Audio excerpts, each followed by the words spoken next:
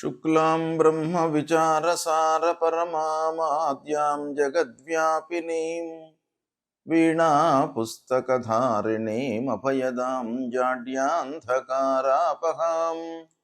हस्ते स्फाटिकमालिकां विदधतीं पद्मासने संस्थितां वन्दे तां परमेश्वरीं भगवतीं बुद्धिप्रदां शारदां। శ్రీ మహాగణాధిపతయే నమః. శ్రీ మహాసరస్వత్యై నమః. శ్రీ గురుభ్యో నమః. పంచగ్రహ కూటమి ఈ సంవత్సరము 2026వ సంవత్సరంలో మనకు 17 ఫిబ్రవరి 2026 రోజున ఉదయం 9:06 నుండి 19 ఫిబ్రవరి 2026 మధ్యాహ్నం 3 గంటల వరకు చంద్రుడితో కూడుకున్నటువంటి పంచగ్రహ కూటమి. అంటే ఇది 2 రోజులే ఉంటుంది. ఇది అమావాస్య యుక్తంగా చంద్రుడితో ఉన్నటువంటి పంచగ్రహ కూటమి. అంటే ఈ 5 గ్రహాల లోపల సూర్యుడు, చంద్రుడు, శుక్రుడు, బుధుడు, రాహువు వీళ్ళు ఇన్వాల్వ్ అయి ఉన్నారు. అంటే చంద్రుడు, సూర్యుడు, రాహువుతో ఇన్వాల్వ్ అయి ఉన్నటువంటి ఈ పంచగ్రహ కూటమి 2 రోజులు ఉంది. ఇందులో అమావాస్య కూడాను సంభవిస్తుంది. ఇది ఒక పంచగ్రహ కూటమి. తర్వాత రెండవసారి కూడాను మనకు పంచగ్రహ కూటమి వస్తుంది. అది 23 ఫిబ్రవరి 2026 రోజున మధ్యాహ్నం 11:48 నుండి 1 మార్చి 2026 అర్ధరాత్రి 12:57 వరకు ఇక్కడ కుజుడితో కూడుకున్నటువంటి పంచగ్రహ కూటమి ఏర్పడుతుంది. అంటే ఈ పంచగ్రహ కూటమిలో చంద్రుడు లేడు. చంద్రుడిని మినహాయించి అంటే చంద్రుడు కాకుండా మిగతా గ్రహాలతో ఏర్పడేటువంటి పంచగ్రహ కూటమి అన్నమాట. ఇది ఎక్కువ రోజులు ఉంటుంది. చంద్రుడితో ఇన్వాల్వ్ అయి ఉన్నటువంటి పంచగ్రహ కూటమి 2-2.5 రోజులే ఉంటుంది. చంద్రుడు లేకుండా మిగతా గ్రహాలతో ఏర్పడినటువంటి పంచగ్రహ కూటమి కనుక ఇది ఎక్కువ రోజులు.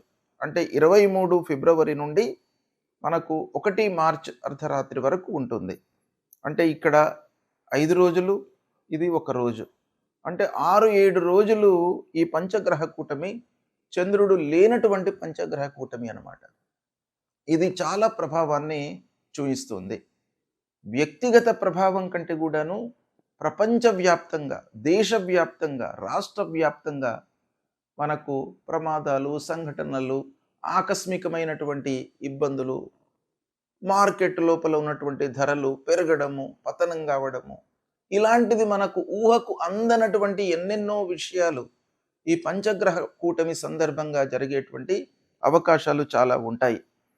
కాబట్టి ఇలాంటి ప్రభావము అంటే ఈ గ్రహాలతో ఏర్పడుతున్నటువంటి పంచగ్రహ కూటమి మనకు రాశి ప్రకారంగా ఎలా ఉంటుంది, అంటే వ్యక్తులకు ఎలా ఉంటుంది. అంటే ప్రపంచం అంటే మట్టి కాదు, మనుషులతో కూడుకున్నటువంటిదే ప్రపంచం. అంటే ప్రపంచవ్యాప్తంగా సామూహికంగా ఎఫెక్ట్ అనేటువంటిది ఈ గ్రహ కూటమి మూలకంగా జరుగుతుంది అనేటువంటిది శాస్త్రం చెప్పినప్పటికీ ఇందులో ఇన్వాల్వ్ అయి ఉన్నటువంటి వాళ్ళు ఎవరు? ప్రజలు. కాబట్టి ఈ ప్రజలు ఆయా రాసులలో ఉద్భవించినటువంటి వాళ్ళు కనుక ప్రధానంగా రాశి పరంగా ఈ పంచగ్రహ కూటమి యొక్క ప్రభావము ఎలా ఉంటుంది అనేటువంటి విషయాన్ని మనము తెలుసుకుందాం. వృషభ రాశి జాతకులకు అంటే వాళ్ళ జన్మించినటువంటి సమయంలో చంద్రుడు వృషభ రాశిలో ఉన్నప్పుడు పుట్టినటువంటి వాళ్లకు ఈ పంచగ్రహ కూటమి యొక్క ప్రభావము ఎలా ఉంది అనే విషయాన్ని మనం చూసినట్టయితే వృషభ రాశి వారికి ఈ పంచగ్రహ కూటమి కుంభరాశిలో సంభవిస్తుంది. అంటే కుంభరాశిలో ఎలాంటి గ్రహాలు ఉన్నాయి అనంటే సూర్యుడు చాలా ప్రభావాన్ని చూపించేటువంటి గ్రహము, అలాగే అంగారకుడు అగ్నితత్వం సంబంధించినటువంటి గ్రహము, బుధుడు ఆలోచన, బుద్ధి, చదువు వీటిపై ప్రభావాన్ని చూపించేటువంటి గ్రహము, తర్వాత రాహువు అన్ని విషయాల లోపల కూడాను ఒక ఇల్యూషన్ మన లోపల భయభ్రాంతులను క్రియేట్ చేసేటువంటి గ్రహము, శుక్రుడు విలాసవంతమైనటువంటి జీవితానికి కారకుడైనటువంటి గ్రహం. ఇలాంటి గ్రహాలు పరస్పరంగా ఒక కుంభరాశిలో సంచరిస్తున్నటువంటి సమయంలో వృషభ రాశి వారికి ఏమవుతుంది? ఇది కర్మస్థానం అవుతుంది. అంటే దశమ స్థానం అవుతుంది. దశమ స్థానంలో సంచరిస్తున్నారు గనుక ఈ దశమ స్థానము మనకు ముఖ్యంగా చేసేటువంటి పనిని సూచించేటువంటి స్థానం. దాని పేరే కర్మస్థానం. అంటే మనము చేసేటువంటి ప్రొఫెషను, మనము చేసేటువంటి పని మూలకంగానే ఫలితం అనేటువంటిది రిఫ్లెక్ట్ అవుతుంది. ఫలితం ఎక్కడి నుంచో రాదు. మనం చేసేటువంటి పనికి ప్రపోర్షనల్గా వచ్చేటువంటిదే ఫలితం. కాబట్టి ఈ కర్మస్థానం లోపల మనకు ఈ గ్రహాలు సంచరించడం మూలకంగా కొంత చేసేటువంటి పని లోపల ప్రెషరు, ఒత్తిడి, మానసిక ఇబ్బంది ఇలాంటివి కొంతవరకు తలెత్తేటువంటి అవకాశాలు ఉన్నాయి.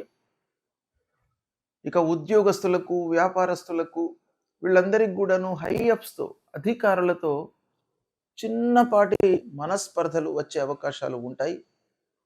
ఇకపోతే రాజకీయ పరంగా ఆలోచించినట్టయితే వృషభ రాశి వారికి రాజకీయ పరంగా ఈ పంచగ్రహ కూటమి బాగా కలిసి వస్తుంది. దశమ స్థానంలో సూర్యుడు ఉన్నాడు. రాజకీయానికి, రాజకీయ కారకత్వాలకు, ప్రభుత్వాలకు వీటన్నిటికి కూడాను కారణభూతుడైనటువంటి ఆ సూర్యుడు అక్కడనే ఉన్నాడు. కాబట్టి అది కొంతవరకు ఉపయోగపడుతుంది. స్థానం లోపల మార్పు సూచనలు ఉన్నాయి. అంటే ఉద్యోగస్తులకు వాళ్ళు చేస్తున్నటువంటి ఉద్యోగం నుండి లేదా వాళ్ళు ఉన్నటువంటి ప్లేస్ నుండి వేరే ప్లేస్లోకి వెళ్ళడము ఇలాంటి మార్పులు కనబడుతున్నాయి. బాధ్యతల లోపల కూడా మార్పులు సంభవించే అవకాశాలు ఉన్నాయి. అంటే వాళ్ళు పూర్వం ఏదైతే ఇది చేస్తున్నారు, బాధ్యతను నిర్వర్తిస్తున్నారు, ఆ బాధ్యతల నుండి మార్పు వచ్చేటువంటి అవకాశాలు ఉన్నాయి. అయితే వృషభ రాశి వారికి ఈ పంచగ్రహ కూటమి బాగా కలిసి వస్తుంది. ఎప్పుడు అనంటే కొంత మీరు ఓపికతో, శాంతంతో వ్యవహరించినట్టయితే చివరికి లాభము మీకు చేకూరేటువంటి అవకాశాలు ఉన్నాయి. దశమ స్థానంలో ప్రధానమైనటువంటి గ్రహాలన్నీ ఉన్నాయి కాబట్టి మీకు ఇండైరెక్ట్గా మీరు కొంత సంయమనంతో ఉన్నట్టయితే మీకు ఈ పంచగ్రహ కూటమి సందర్భంగా మీకు చాలా మంచి జరిగేటువంటి అవకాశాలు ఉన్నాయి. దీన్ని సద్వినియోగపరచుకోండి. పంచగ్రహ కూటమి అంటే ఏమిటి? ఈ గ్రహాలు ఒక్క రాశిలో సంచరించడం మూలకంగా ఎలాంటి ఫలితాలు ఉంటాయి? అసలు ఈ గ్రహ కూటమి అనేటువంటిది ఎలా ఏర్పడుతుంది అనే విషయాన్ని మనము ఒక్కమారు చూసినట్టయితే సాంప్రదాయ జ్యోతిష్యంలో మనకు 9 గ్రహాలను మనము తీసుకుంటాము లెక్కలోకి. వాటి యొక్క చలనము, వాటి యొక్క సంచారాన్ని దృష్టిలో పెట్టుకొని ఫలితాలను మనం చెప్పడం జరుగుతుంది. సూర్యుడు, అంగారకుడు, బుధుడు, గురువు, శుక్రుడు, శని, రాహువు, కేతువు, ఇవి 9 గ్రహాలు. రాహువు, కేతువు ఎప్పుడు కూడాను వాళ్ళు సమసప్తక స్థితి లోపల ఉంటారు. అంటే ఒకరి నుండి ఒకరు 180 డిగ్రీస్లో ఉంటారన్నమాట. అంటే రాహు, కేతువులు ఎప్పటికి కూడాను కలవడం అనేటువంటిది జరగదు. అయితే మిగతా 8 గ్రహాలు కలవడానికి అవకాశాలు ఉంటాయి. దాన్ని ఆ 8 గ్రహాలు కలిసినట్టయితే, ఒక్క రాశిలో కలిసినట్టయితే దాన్ని అష్టగ్రహ కూటమి అని అంటారు. అంటే 8 గ్రహాలు ఒక రాశిలో చేరి సంచరించడం అన్నమాట. అదేవిధంగా షష్టగ్రహ కూటమి, పంచగ్రహ కూటమి అనేటువంటిది మనకు ప్రధానంగా వీటి యొక్క ఫలితాలు ఈ గ్రహాలు కలవడము అనేటువంటిది సంభవిస్తూ ఉంటుంది. అయితే ముఖ్యంగా ఈ పంచగ్రహ కూటమి అని అంటే 5 గ్రహాలు, ఈ 9 లోపల 5 గ్రహాలు ఒక రాశిలో చేరినవి. అంటే కుంభరాశిలో ఈ 5 గ్రహాలు సూర్యుడు, అంగారకుడు, బుధుడు, శుక్రుడు, రాహువు. శని మీనరాశిలో ఉన్నాడు, కేతువు సింహరాశిలో సంచరిస్తున్నాడు. చంద్రుణ్ణి మినహాయించి మనం చూసినట్టయితే 5 గ్రహాలు కుంభరాశిలో చేరినవి. ఈ కుంభరాశిలో సంచరించడాన్ని మనం ఏమంటాం? పంచగ్రహ కూటమి అని అంటాం. ఈ పంచగ్రహ కూటమి మూలకంగా మనకు ఎలాంటి ఫలితాలు ఉండబోతున్నాయి, ఎలాంటి ఫలితాలు ఉంటాయి జనరల్గా అనే విషయాన్ని మనం చూసినట్టయితే సామూహిక కర్మ ఫలితాలను ఒక్కసారి బయటకు తీసుకువచ్చేటువంటి ఒక స్థితి ఏర్పడుతుందన్నమాట ఈ కూటమి సమాగమం మూలకంగా. అంటే గ్రహాలన్నీ కూడాను కలిసి సంచరించడం మూలకంగా సామూహికంగా కర్మలు, సామూహికంగా చేసేటువంటి పనులపై మనకు ఎక్కువ ప్రభావాన్ని చూపిస్తుంది. అంటే దీని సూక్ష్మంగా మనం చూసినట్టయితే ఇది వ్యక్తుల కంటే కూడాను ఈ గ్రహ కూటమి మూలకంగా కలిగేటువంటి ఫలితాలు ప్రపంచవ్యాప్తంగా, దేశవ్యాప్తంగా, రాష్ట్ర వ్యాప్తంగా ఎక్కువగా ప్రభావాన్ని చూపిస్తాయి.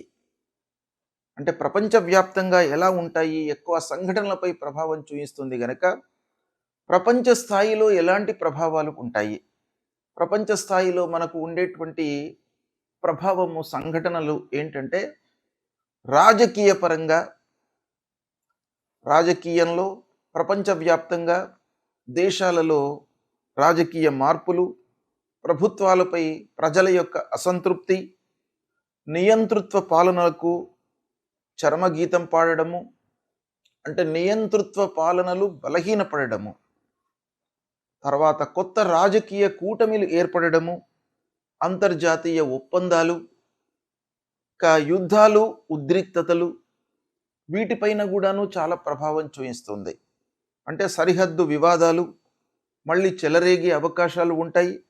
ఆయుధ పరీక్షలు, సైనిక కదలికలు, శాంతి చర్చలతో పాటు ఆకస్మికమైనటువంటి ఘర్షణలు, ఇక ఆర్థిక వ్యవస్థపై కూడాను ఈ పంచగ్రహ కూటమి యొక్క ప్రభావం ఉంటుంది. అంటే ప్రపంచ మార్కెట్ లోపల అస్థిరత అనేటువంటిది చోటు చేసుకుంటుంది. అంటే బంగారము కానివ్వండి, చమురు, డీజిలు, కరెన్సీలపై ఊగిసలాట, అంటే అస్థిరత ఏర్పడుతుంది. కొన్ని దేశాలకు భారీ నష్టం వాటిల్లేటువంటి అవకాశాలు ఉంటాయి. కొన్ని దేశాలకు ఆకస్మిక లాభం చేకూరుతుంది. అంటే ఒక దేశానికి నష్టం జరుగుతుంటే ప్రపోర్షనల్గా ఇంకో దేశము లాభపడేటువంటి అవకాశాలు మనకు ఉంటాయి. అవన్నీ కూడాను ఈ యోగం మూలకంగా సంభవించే అవకాశాలు ఉంటాయి.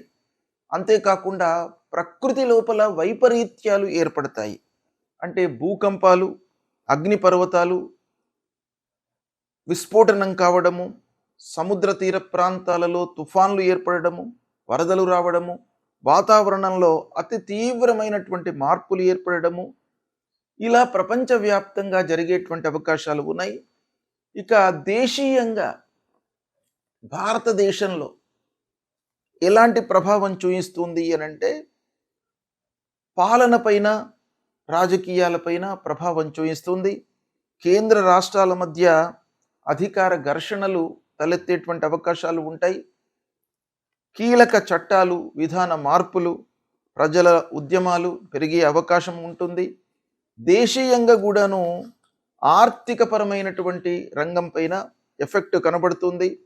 అంటే స్టాక్ మార్కెట్లు ఆకస్మిక పతనము, పునరుద్ధరణ, వ్యవసాయము, మౌలిక వసతులు, పెద్ద పెట్టుబడులపై ప్రభావము, కొత్త పన్నులు లేదా ఆర్థిక విధానాలు, భద్రతపై, రక్షణపై కూడాను ప్రభావం చూపిస్తుంది. ఇలా దేశం పైన, రాష్ట్రం పైన మనకు తీర ప్రాంతాలపైన ప్రభావం చూపిస్తుంది. రాష్ట్రానికి సంబంధించినటువంటి ఖనిజాలు, పరిశ్రమలు, వ్యవసాయం ప్రధానమైనటువంటి రాష్ట్రాలు ఏవైతే ఉన్నాయో ఆ రాష్ట్రాల లోపల వర్షపాతము అసమానతగా ఉండడము, అంటే మనకు కాలానికి అనుగుణంగా వర్షాలు పడకపోవడము, దాన్ని అసమతుల్యంగా వర్షాలు పడడము, తద్వారా పంటల ధరల లోపల మార్పు, ఇవన్నీ కూడాను ఉండే అవకాశాలు ఉంటాయి. ఇక వీటన్నికి తోడుగా ఆధ్యాత్మికంగా మనకు మార్పులు వస్తాయి. అంటే ఇన్ని కష్టాలు ఒక పక్కన వచ్చే అవకాశాలు ఉంటాయి కాబట్టి సహజంగా మానవుడి లోపల ఆధ్యాత్మికత అనేటువంటిది పెరుగుతుంది.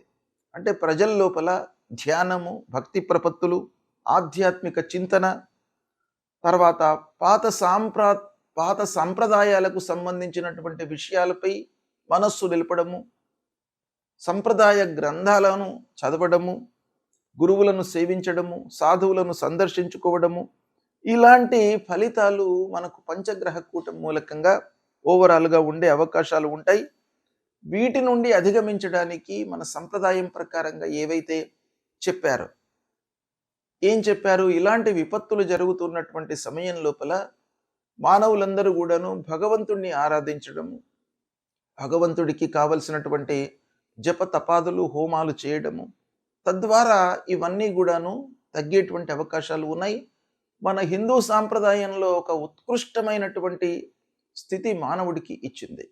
ఏంటంటే కరెక్షన్ చేసుకోవడానికి విపత్తులు సంభవించినప్పుడు భగవంతుణ్ణి మీరు ఆరాధన చేసినట్టయితే తప్పకుండా ఇవన్నీ కూడాను తగ్గుతాయి అనేటువంటిది ఒకటి మనకు శాస్త్రంలో చెప్పింది ఉన్నది. కాబట్టి ఇలాంటివి జరుగుతున్నప్పుడు భగవదారాధన, హోమాలు, యాగాలు, స్తోత్ర పారాయణాలు నిరంతరము చేయడం మూలకంగా ఇలాంటి ప్రభావాలు తగ్గి ప్రజల లోపల సుఖశాంతులు కలిగేటువంటి అవకాశాలు ఉంటాయి. శుభం.